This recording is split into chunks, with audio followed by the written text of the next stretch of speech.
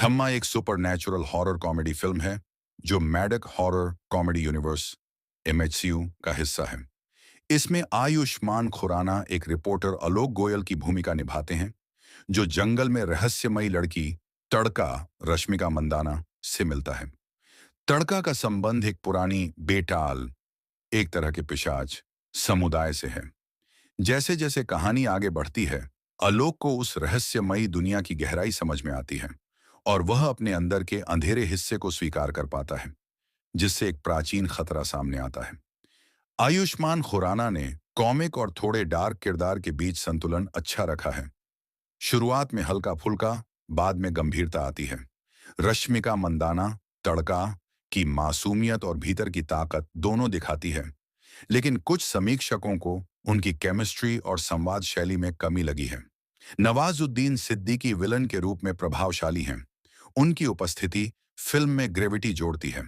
परेश रावल का comic timing भी हल्के फुल्के पल में मजा देता है। निर्देशक आदित्य सरपोटदार ने एक बड़ी और रहस्यमयी दुनिया गढ़ने की कोशिश की है। जंगल, हवेली, बेटाल की पौराणिक पृष्ठभूमि और ये सेटिंग विजुअल्स में बहुत प्रभावशाली है। कहानी में ट्विस्ट और लोक कथा एलिमेंट अच्छे हैं, लेकिन कई समीक्षकों का कहना है कि लेखनी, स्क्रीन प्ले थोड़ी कमजोर है और रोमांस वॉल टच पूरी तरह गहराई तक नहीं जाता। पेसिंग, गति भी चिंता का विषय है। पहली हाफ धीरे धीरे आगे बढ़ती है।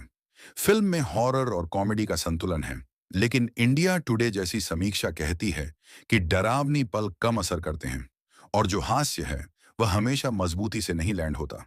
कुछ लोग कहते हैं कि ये पिछली एमएचसीयू फिल्मों जैसे स्त्री, भेदिया जितना काटने वाला डट नहीं है।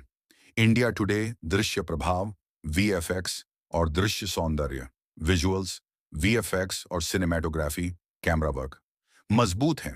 जंगल, गुफाएं, बेटाल की रूप रूपांतरण, दृश्य खास तौर पर आकर्षक हैं। म्यूजिक, संगीत भी अच्छा है।